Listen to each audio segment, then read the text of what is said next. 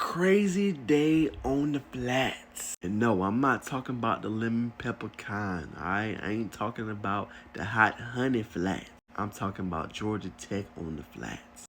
And it was a rough day, man. It was a day they lost pretty much all of their big men except one, Cole Kurak. They lost today Baye Ndongo, who averaged about 11.6 points per game this past season.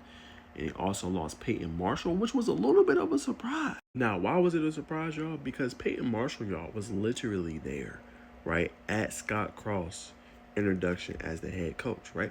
Now, he could have been doing it obviously in good faith to support the coach, but usually if you see something like that, you expect the player to stay. And then, like he said, he came in, he made a comment, I believe it was on Maria Martin's post works for 11 Live, and said, gotta support coach. So I don't know. Maybe it was a breakdown in conversations. Maybe it was a breakdown in meetings. I don't know.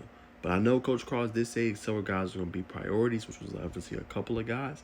But to see all the big men leave has to be just a tad bit concerning. And Peyton Marshall follows Baye Ndongo. But above all, man, Mouhamed Sylla, this one felt like pretty much a sure shot.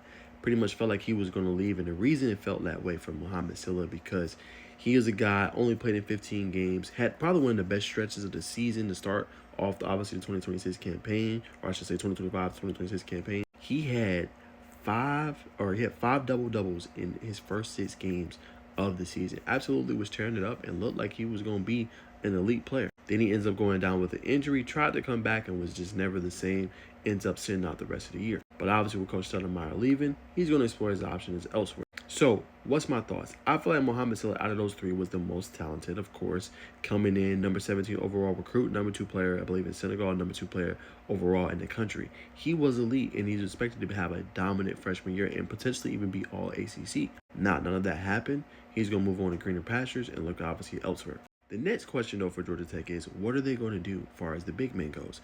Are they going to go prioritize mainly mid-majors? Will they kind of go and use a little bit of JUCO route?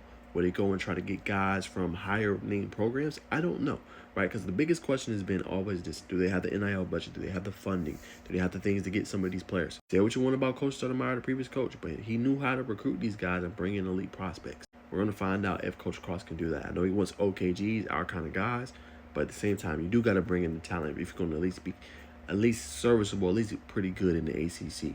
So, yeah, I would say a little bit of a concern today, losing all 3 of those guys. Still, obviously, waiting to see if we could hear more news tomorrow. But we've got to find out what happens with Jaden Mustaf.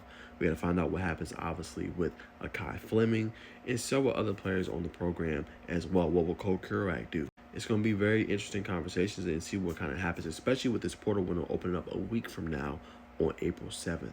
What happens next, and what should Georgia Tech's next player move be to reshape the program? We're going to find out.